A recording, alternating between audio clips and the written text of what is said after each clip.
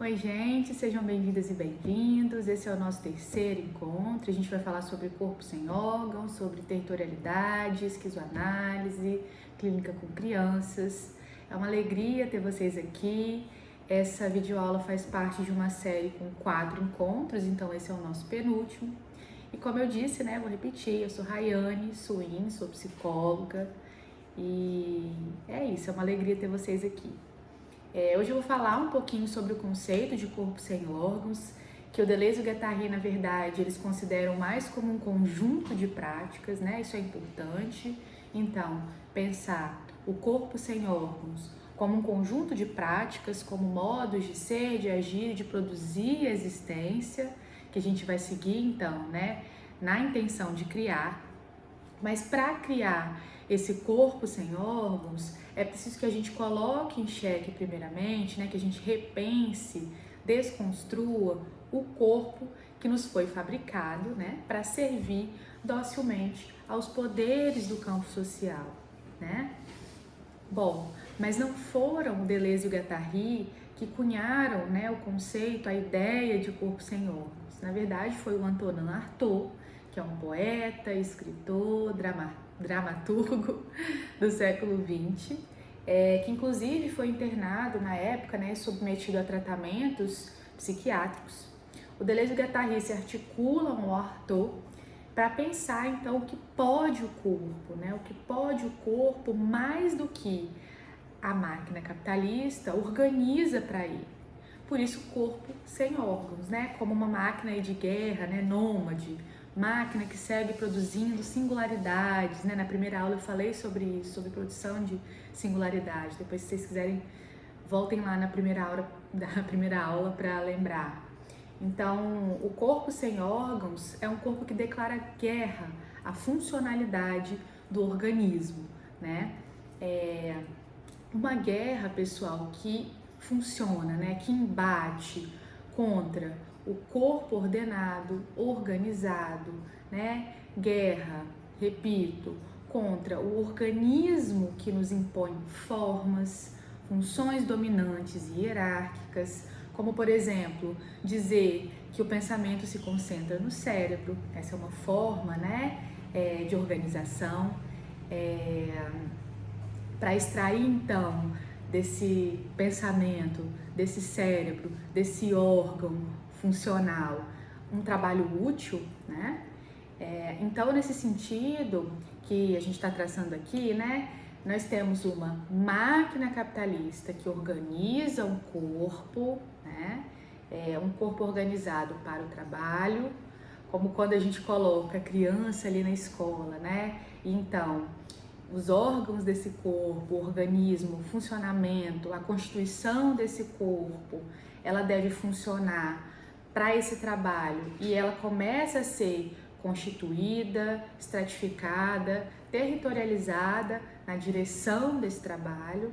Então, vamos pensar, a mão deve funcionar para escrever, para repetir o que o professor coloca lá no quadro, e não para pegar areia ou tocar nas árvores e folhas, Os olhos servem para ver e interpretar, olhos para atribuir significado e não para sentir ou para experimentar ou para vagar, devanear, enfim.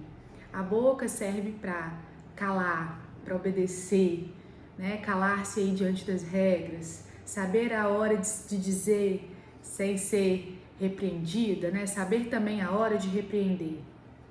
O Deleuze e o Guattari, eles vão dizer, mas então, por que não caminhar com a cabeça, ver com a pele, respirar com o ventre, Eles fazem esse questionamento. Eu convido vocês então a pensarem, vamos pensar junto, como o nosso corpo está organizado. Como o nosso corpo e também o corpo da criança é direcionado pela família, pela escola, pelo trabalho. A quem serve esse corpo, O nosso corpo, o corpo da criança. Serve ao tempo acelerado, ao sono interrompido, à produtividade, à obediência, à linearidade, à cópia, à reprodução. Então é para isso que serve esse corpo? questões aí pra gente pensar, né? Como eu sempre digo, provocações. Porque se a gente pensa a partir dessa perspectiva e a gente se provoca, né, a desconstruir um pouco esses conceitos, a gente entende que é assim que o homem ele vai sendo criado, né? É assim que a individualidade ela vai sendo criada, justamente a partir da organização desse corpo, né, ao serviço de uma certa obediência, de um certo controle, né, de um certo tipo de tempo. A individualidade, então, a gente já falou disso também, né? Vamos retomar. Nada mais faz que classificar esse sujeito, né? Como, por exemplo, sujeito normal ou anormal, criança normal ou anormal, né? À medida que ele, então, que essa criança serve ou não ao poder, serve ou não aos conceitos, às práticas, aos valores vigentes e dominantes, né? É a partir, então, desses valores vigentes e dominantes, que a gente já cansou de dizer aqui, que são os valores mercadológicos, né? Que são os valores capitalistas, dentro da produção de uma subjetividade capitalística, são esses valores que servem aí de padrão, de parâmetro, para a gente classificar, né? O certo, o errado, o normal, o anormal e etc. Quer dizer, não que a gente concorde com isso, né, gente? A gente está justamente questionando essa produção padronizada, né? Questionando essa produção serializada de vida. Então, quer dizer, todo corpo que é uma superfície, né? Isso é muito bonito, Deleuze e Guattari falam disso também, né? Todo corpo que é uma superfície para circularem as intensidades, né? Quando a gente vai pensar no contexto da máquina social capitalista, esse corpo, então, que é superfície para a circulação das intensidades, ele deve se tornar o quê? Um indivíduo, um eu, cheio de funções, cheio de hierarquias, que se choca, né, com um muro ali de significações, quer dizer, sou isso, sou aquilo, né? Esse muro que tenta encerrar o desejo intensivo, né? Que tenta recalcar esse desejo em excesso de organismo, em excesso de organização. Porque o desejo, pessoal, para o Deleuze e para o Guattari, ele é a produção de intensidade, né? De corpo sem órgãos, isso é o desejo. Produção de diferença. Mas o interesse da máquina capitalista é integrar a ela as máquinas desejantes, para colocá-las então, para nos colocar a serviço do mercado, né? Colocar o corpo a serviço do mercado para obtenção de lucro, né? Para poder lucrar. Então o desejo ele também vai oscilar, né? Nessa perspectiva entre o polo revolucionário, né? O polo esquizo, esse que diz dos fluxos, né? Da multiplicidade, das afetações, de um outro tempo, de uma outra possibilidade de experimentar as coisas, né? Que tem uma relação, então, afirmativa com a vida, né? Com o mundo. E o polo, que a gente vai chamar de polo paranoico, de medo, né? Um polo que é integrado, que é colonizado pelo capitalismo, onde as estruturas, né, de alguma forma, elas vão esmagando a singularidade. Então, percebam, né? Vejam aí o problema disso. Nós somos acoplados a essa máquina, né, capitalista, os nossos corpos são aí costurados a esse regime, num nível tão entranhado, né? O Guattari diz, né, que o capitalismo ele se apodera da gente por dentro, né? Então, a gente está ali capturado num nível tão entranhado que a gente se desencontra, né, que o nosso corpo, então, que era aberto à circulação das intensidades, né, ele se desencontra da sua própria potência, dessa intensidade, essa potência de agir, de ser fora de um padrão, né, fora de normas, regras e valores vigentes. E a gente passa, então, a desejar o poder, a desejar a repressão.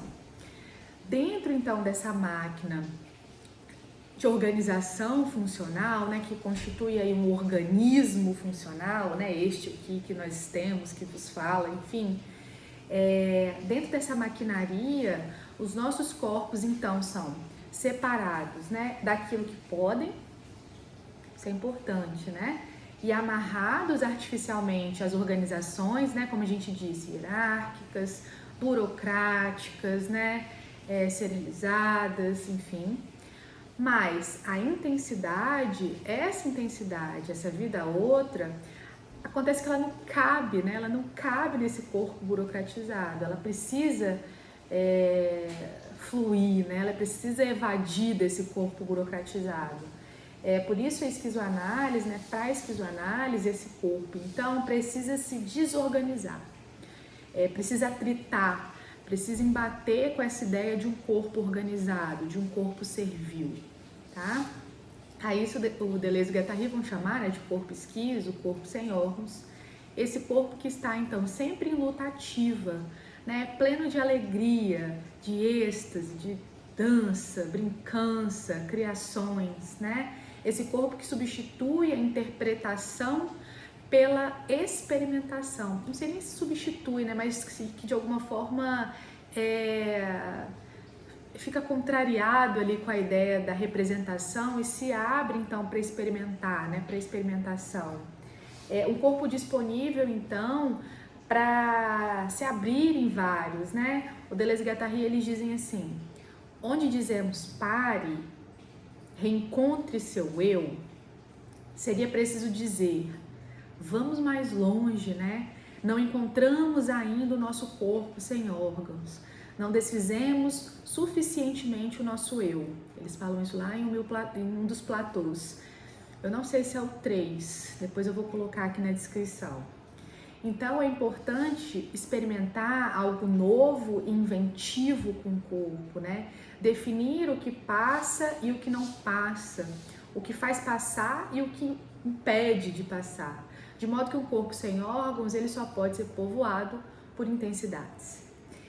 Mas é importante ressaltar que, assim como a subjetividade e o desejo oscilam, o corpo sem órgãos também oscila, né? De um lado, com as superfícies de estratificação, então, que vão submetê-lo a um juízo, a uma servidão, né? As normas, enfim. Do outro lado, com um plano de consistência, né? Ou de imanência ali, onde ele se desenrola, né? Onde ele se abre para a experimentação. Assim, o corpo sem órgãos, ele não vai... Eu gosto de explicar, assim, gosto de falar dessa oscilação, né? Ele não para de oscilar entre essas superfícies que o estratificam, né? E um plano de imanência que os libera. Aqui é importante a gente pensar por que fazer, né, um corpo sem órgãos exige uma prudência. Fazer um corpo sem órgãos, exercitar esse conjunto de práticas, não quer dizer, pessoal, ficar sem forma, né? Completamente abstrato ali, super abstração, né? Não quer dizer uma desconstrução total, porque isso pode nos fazer, né, sucumbir, né, nos destruir de alguma forma.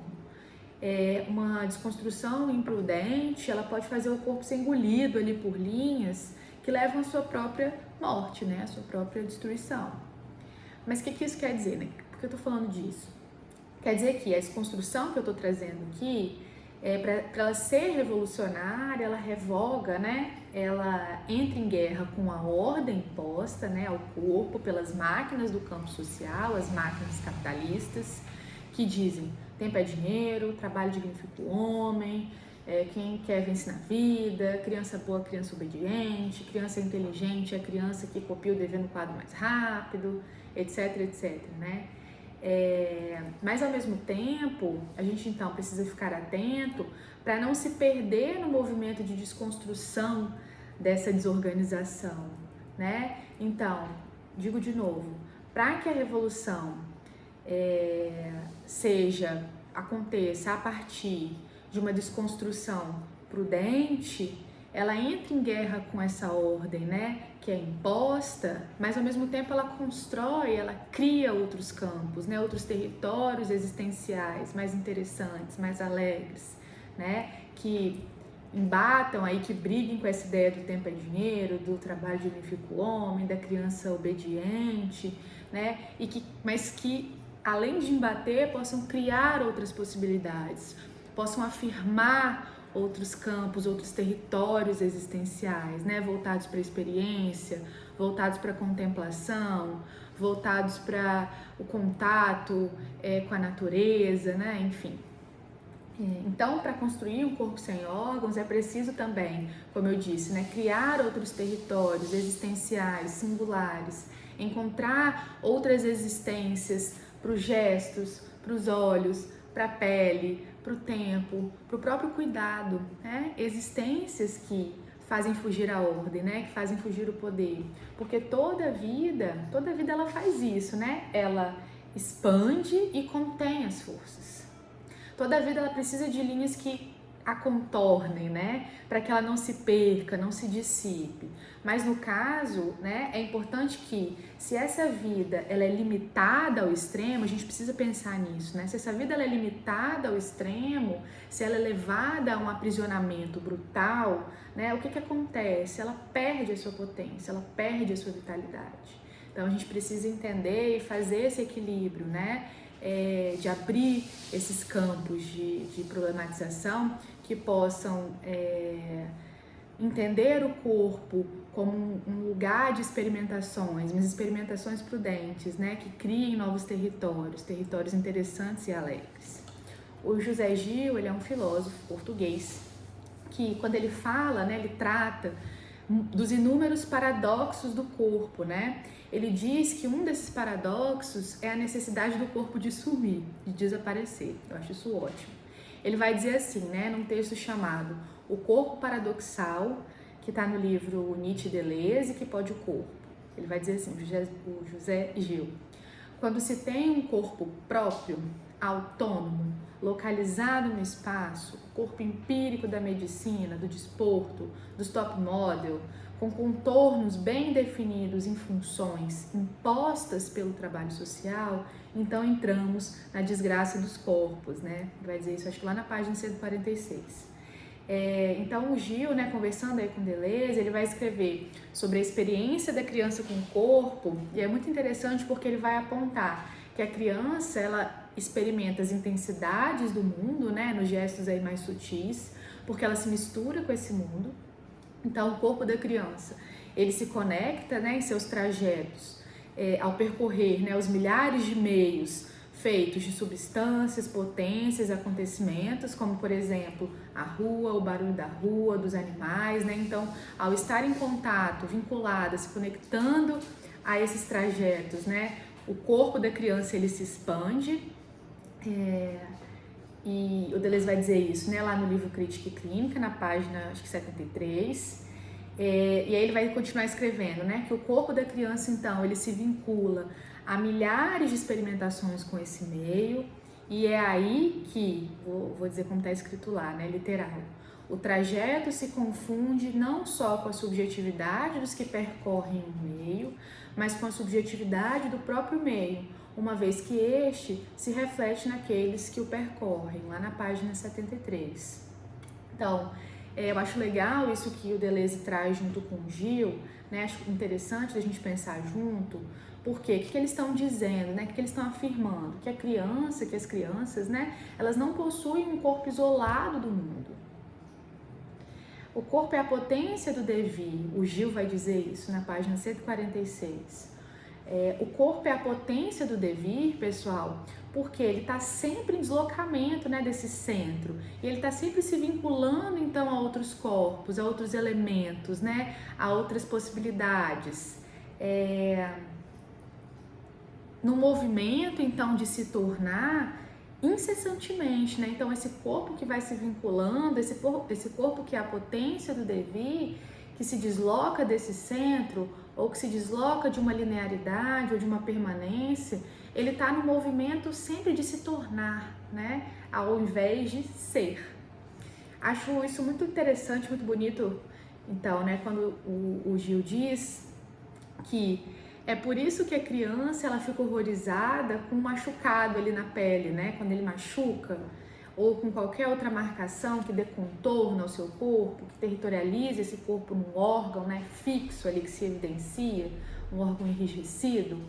Porque o Gil vai dizer, né? Antes ele ia e devinha e atravessava as forças do mundo. Agora tem um corpo presente naquele furúnculo ou na barriga que está com fome. O Gil vai escrever isso lá na página 146.